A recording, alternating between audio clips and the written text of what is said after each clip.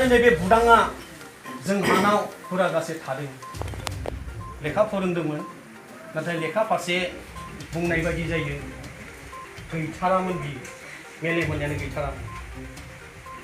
बेनिफ्राय बियो हुरागासे जोंनाव थानानै ओजों खैला मैला बिमा बिफानाव थांना थाहैबाय बेनिफ्रायनो एसे सेंग्रा देरनाय लोगो लोगो बियो लोगोफोरजों मेघालयआव खैला दाननो थांबाय बेवहायनो खैला दाननो थांनायाव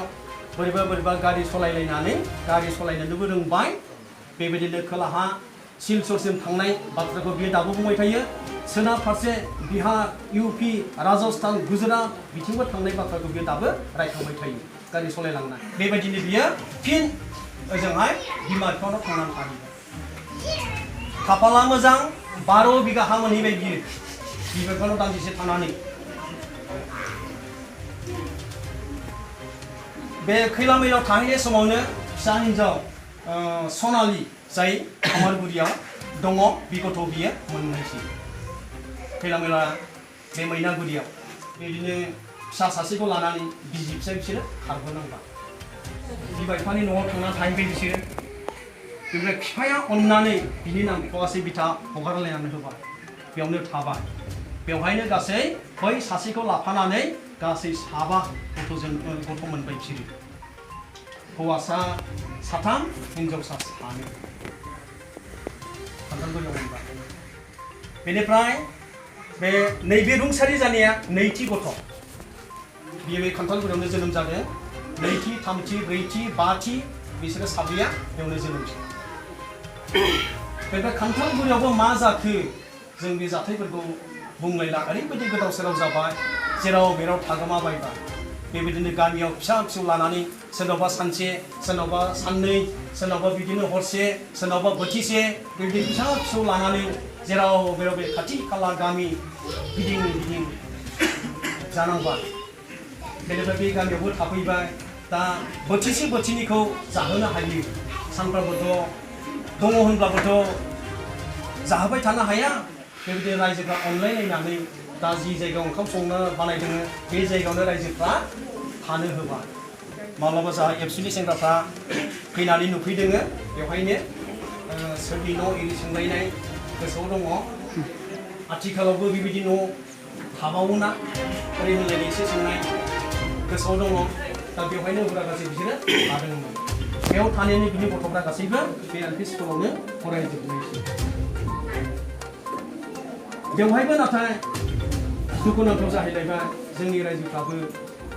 मा खालामनो नैबेनिनो खोलाहा आंहा औवाबारि दङ औवासो बेवहायबो आं थानो होदों हायाखै बिसोरो बेबो रायजोआव थानो बिनिफ्राय आरो मा जालायबाय गस्लाबारियाव बोरै रायज्लायखो बेयाव थानो मोनगोन न'खरसे न'आव थानो मोनगोन होननानै न' बां लुनानै थाहैलायबाय दा ओजोंहाय जिबायदि न' बेवहाय जिबायदि नुदों बेबायदि न'आनोखा बेयावबो लुनानै थाहैबाय एसे गोबाव थाहैबाय खुदियाफ्रा ओजोंफ्रा फैनानै नैबे एल पि स्कुलाव फरायबाय बेनिफ्राय बे खुदियाया बेनिफ्राय मा जालायखो बिनिफ्राय आरो खारजोबनांलायबाय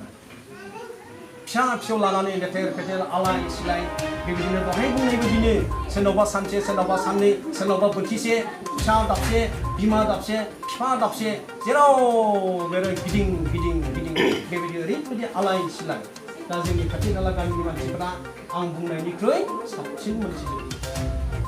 दा बिसोरनि जिउ खौराङा बेबायदि गोदाव सोराव थानानै दानिया बिमा दाबसे बिफा दाबसे फिसाफ्रा दाबसे दानिया नैबे रुंसारि जानाय गथ' आरो बिनानाव सासे बेनिफ्राय जोंनाव हुरागासे थानानै जोंहा नैबे न' खाथियाव बिनाव क्लास 5नि आनजाद जोबजासिम नैबे न'खरा दा बिदि आलाय सिलायखौ नुनानै बिनि फिसा 7नि मादाव फिसाजो देरसिनखौ खामारगुरियाव सासे खांनो लाखिबाय गावनि न'खराव सोनानै लाबाय नैथि गथ' नैबे रुंसारि जानाय फरिखा जोबखांनायनि उनावनो गावनि बिबथै असे बिबै बिबौ खैला मैलायाव लानानै थांबाय थामथि हिन्जावसाखौ नैबे न'खरा बिदिनो बिलाइनानै समसिम फेदेरगोन फोलावगोन होननानै लाखिबाय आरो ब्रैथि हौवासा गथ'खौ आरो गामियावनो सासे न'खरा लाखिबाय आरो बाथि हौवासा गथ'खौ उन्दैयावनो जोनोमनि उनावनो खांथालगुरि बबेबा न'खराव होबोदों जाय न'खरा बिसोरनि सिनायथिखौ दाबो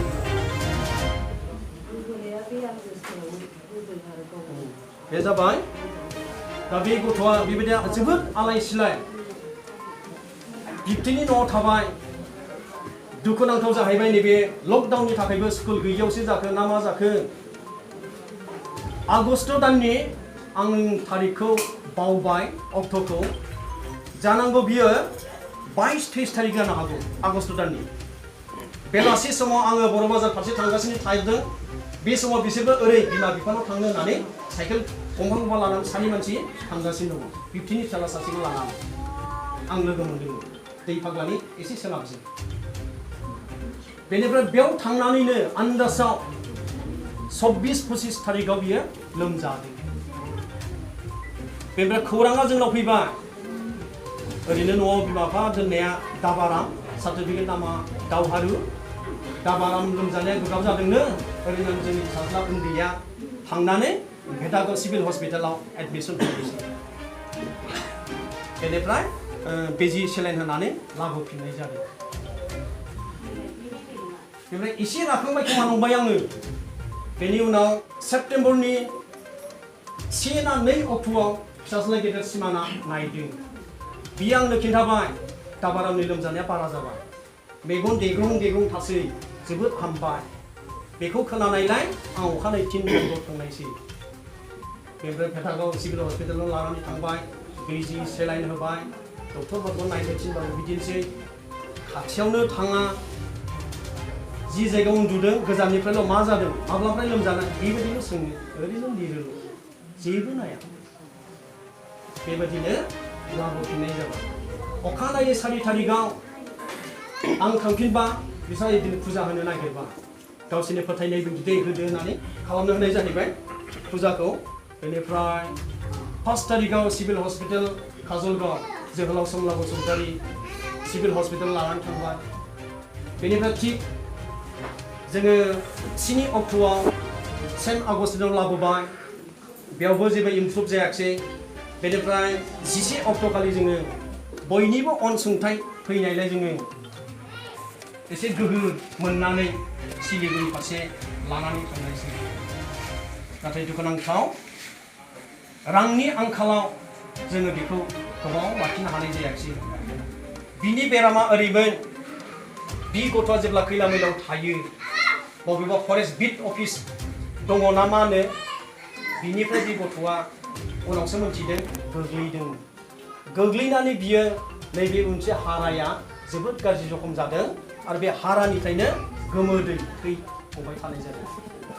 आन्दासाव बियो बन केन्सारनि लामायाव थांबाय बेनिफ्राय जानो हायैयाबो गोबावसैमोन जायनि जाहोनाव बिनि बिबुआबो सेबखांनानै थाबायमोन जानो जोबोद लुबैयो जानो होब्ला जायो गोबावनि थाखाय दा बेबायदिनो जादों फैयै बेबायदिनो जोङो सिलिगुरिनिफ्राय रांनि आंखाल गोग्लैनायाव जोङो लाबोफिननांबाय जों हायाखिसै बेनिफ्राय 11 अक्ट' अदेबानि 16 अक्ट'नि अखानायसि समाव बियो रुंसारि जादों 11 अक्ट'आवनो हाबबाय बिनि बैसोआ बिमा बिफायाथ' जेबो लिरनाय गैया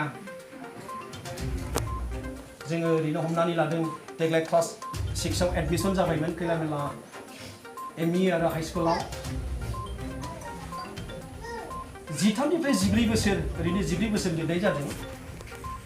खम बाराया जासिगोन रियेल बार्थ सार्टिफिकेट गैया बुंनो थाङोब्ला दिनै बिसोरनि बिमा बिफाया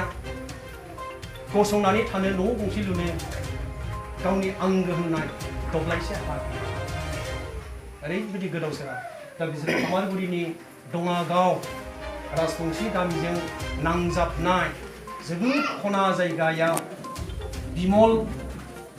कसारी होननायनि फुख्रि मारुआव फुख्रि नेथावथाव लुनानैसो दंफैयो जोबोद दुखुनांथाव दा गुसुङै आं बेखिनि जिउ खौरांखौ फोरमायबाय बयनिसिमबो आंनि बुंनायखौ फोजोबबाय